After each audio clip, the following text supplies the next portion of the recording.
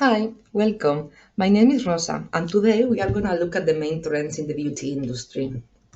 The beauty industry, like many others, is facing a wide array of challenges, most of them intensified by the cost of living crisis that is hitting consumer sentiment hard and is making them more mindful about how they spend their money. However, as we will see, beauty has always been a resilient sector in hard times. And despite not seeing an immediate fix for these challenges, spend is forecasted to bounce back to 2019 levels this year. In this presentation, we are focusing on market and consumer trends to navigate the current scenario. When it comes to buying beauty products, the two main factors people take into consideration are quality and price. And based on this, they are taking two approaches: doubling down on quality and being mindful about value. However, these are not exclusive as consumers can fluctuate between both. A growing number of consumers are investing in high quality beauty products due to different reasons. Its relative affordability to provide respite at a time of crisis, which we will touch shortly.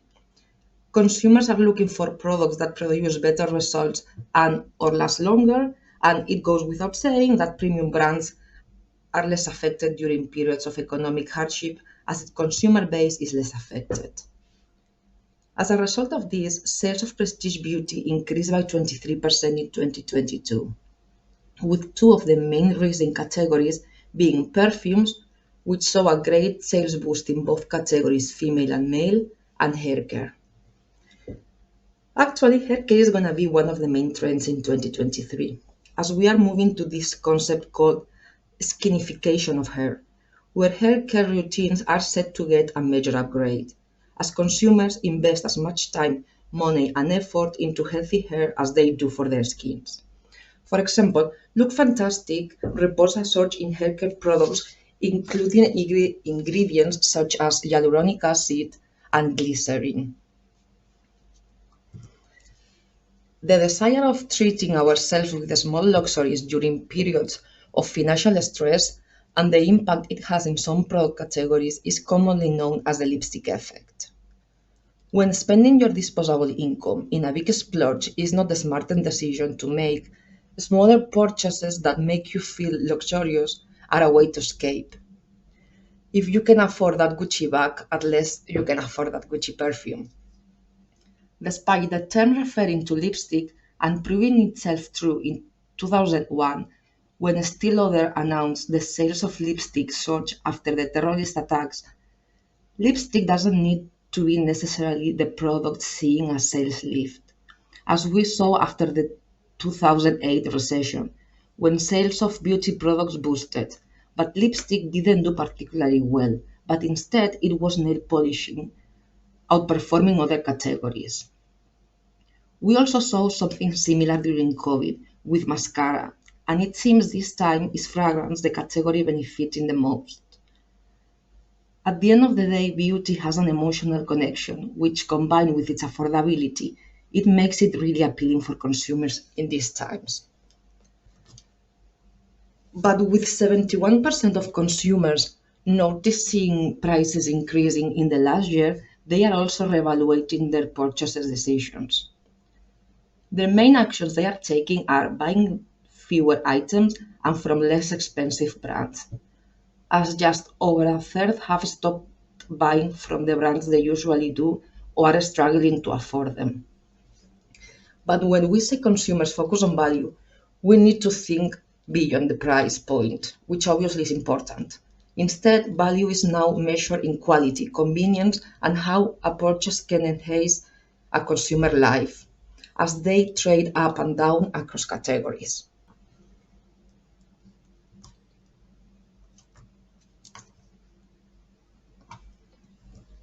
One of the main trends that the pandemic has brought is that consumers are getting more knowledgeable about beauty products and its formulations, especially in the skincare sector.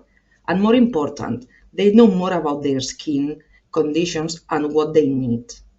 During the pandemic, people spent more time at home, indulging in more extensive beauty routines and with more time on their hands to do their research, look at product reviews, and engage in online beauty communities. As a result, they reject the magic one-size-fits-all formula, with 1 in 3 of skincare consumers looking for formulas that are personalized to their needs, and with the same proportion researching the ingredients used in a product to find out about its effectiveness.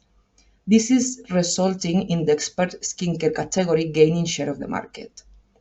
It's interesting to see the amount of skincare products that are sitting at home without being used, worth 1 billion. Most likely because they weren't the right fit for the person that bought them. This is also contributing to the impact the industry has in the environment in an era when we are trying to be more conscious about our purchases. In this scenario, consumer education on product and brand is more important than ever. With this better knowledge and the impact they know now these products have on their well-being and on the environment, they are scrutinizing brand claims and demanding cleaner products. There are also apps in the market like Think Dirty that tell them which ingredients are in any given product and if they are harmful. With just under half of Brits saying they take a brand's use of natural or clean ingredients into consideration when making purchase decisions, compared to only 31% that take environmental credentials into account, it's clear that consumers prioritize clean versus green. Also, sustainability is not a main driver, with cost of living increasing and sustainable products normally being less affordable, this takes the back seat. But this is still important, especially if you are talking to a less money-conscious audience. What it seems to be gaining traction is the refillable category, with sales up by 47% in 2022. And this is likely because consumers understand easily how this is helping the environment and are likely to make some savings from it. Consumers looking for more personalized and cleaner formulations is also a reflection of the concept of total wellness becoming integral to beauty routines. We are not using beauty products only for the physical results, but also for the positive impact they have on our minds and how they make us feel in the process. We came out from a very stressful time during the pandemic, and now, when we thought things will get better, we are facing another disruption in our lives with cost of living going up and up and up. This is taking its toll on our mental health. Like we can see by almost 40% of people being decided to take especially attention to their mental health last year, and a 66% growth in conversations around the topic on Instagram.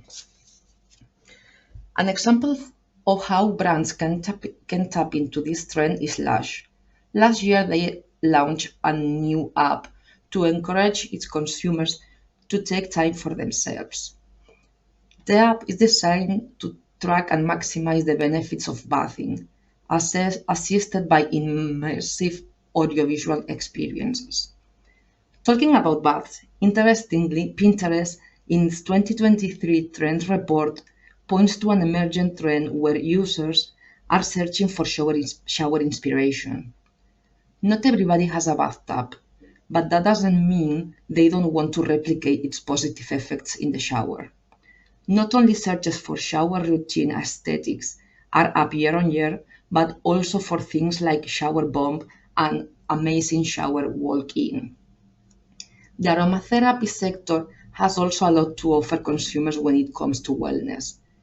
Just talking about baths again and showers, this can transform from a simpler routine to a relaxing experience when paired with your favorite essential oil in a diffuser.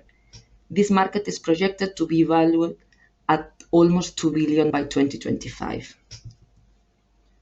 One of the main demands that consumers are making to the beauty industry over the past year is that they want to see brands being more authentic and inclusive. In fact, just over 7 in 10 consumers want to see brands promoting body positivity, and half of the world population defines beauty as looking healthy instead of young. This is a trend that reflected on social media, where most users think people should show more of their real selves and lives, and the increasing number of posts tagged as not filtered or no makeup. This is true across all generations and genders. People want to see more models that look like regular people and more diversity in their ads or content. However, despite the beauty industry progress on diversity over the past years, younger, mature, and multi-ethnic consumers are feeling left out. None of them feel represented by the beauty industry, and they are struggling to find products that cover their needs, especially for multi-ethnic and mature audiences. Multi-ethnic consumers find it hard to find cosmetics that suit them. Recently, brands like Fenty and MAC have expanded their color palettes to cater to the diversity of their skin tones and undertones. But there is still a lot to be made while the industry is losing 2.5 billion a year in revenue. For the mature audiences, their main issue is they believe the beauty industry doesn't offer a positive or empowering representation of their age. Only 12% of UK adverts feature someone over 50 in a leading role, and when they do, consumers tend to feel unable to relate. For example, we tend to market to mature audiences using the term anti-aging, but only 13% consider it a positive product descriptor. In fact, brands like The Body Shop have stopped using them. Remember what we just saw in the previous slide. Half of the population defines beauty as looking healthy instead of young. Another area that where women feel lost and they would like information about is what products are best for menopausal women. For example, 42% of perimenstrual women find it hard to know what products are best for them. Another audience segment that still offers untapped potential is men. Long gone are the days when men didn't engage with the beauty industry, or this was limited to beard grooming. Now, 67% of them buy skincare products compared to 55% in 2020, and a stunning 39% use makeup. To the point that companies such as British Airways are now allowing male crew members to wear makeup. Actually, when looking at heavy beauty users, we found a great piece of research from a test, which identifies the most valuable beauty consumers, or how they call them, highly invested in beauty and grooming. How do they define this segment? Okay, they spend £75 or more on beauty products per month versus the average £10-25 for the average Brit. They also invest more than 45 minutes in their beauty regimes every day, using at least 6 different products. And who are they? Well, they are mostly in the younger age groups, and 56% of this group are men. But if we narrow it down to the highest spenders, so people spending over £100 per month in the category, the subset sways 63% male. And overall, this category represents the 11% of the population. Now, let's look at which channels consumers use for product inspiration, research, and purchase. By now, we already know that the pandemic has accelerated the adoption of online shopping, even in an industry that not long ago was firmly rooted in the in-store experience. The white line in the graph in the right shows what the natural adoption of offline shopping for beauty products would have been without the COVID disruption. As you can see from 2020, it accelerates at a faster pace. Looking at the demographics, we can see that women 25-49 years old are more likely to purchase beauty products online. And the main reasons why people find online shopping appealing is because it's convenience and home delivery. The lockdowns not only forced people to rely mostly on online shopping, but also forced brands to use tech to bridge the gap between the physical and the online world. For example, what users were missing the most was the ability to try the product before buying it. So brands use artificial intelligence to develop virtual try-ons. And this not only enabled them to help consumers, but they are also a powerful way to gain real-time data. For example, Olay learned through its try-on app that a big percentage of consumers actually desire fragrance-free skincare products. So the brand subsequently launched scent-free versions of its Olay Wipe facial moisturizers, which have become just as big as the original. But consumers are not only relying on online channels just for purchase, but they are also increasingly important for discovery, inspiration, and research. Most of them, 8 in 10, discover new brands when they are browsing online. Actually, something that Google has noticed is a growing number of discovery and inspiration searches related to beauty, and over half of the searches for beauty are generic. This means that users don't specify any brands when they are searching. If we look at how they spend their time online browsing beauty-related content, we discover that only 47% of the time is actually invested researching a product that they are planning to buy at that time. The 53 left is time that they just spend browsing for fun or finding inspiration for a product they are planning to buy in the future. Here is also worth noting that in general, consumers are now taking 30% longer to make a purchase decision compared to 2021. This is changing our shopping behavior from going shopping to always shopping, as consumers can access a wide array of products and information from the mobile devices. So the store now is always with you, just one click away. Offline channels, especially physical stores, are still relevant for brand discovery. But platforms like YouTube, Instagram, and Google Search are increasingly in popularity. And this trend is likely to continue, but with some tweaks.